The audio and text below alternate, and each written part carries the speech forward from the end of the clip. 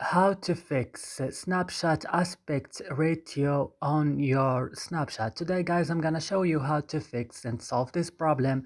Just follow this video until the end. So let's start.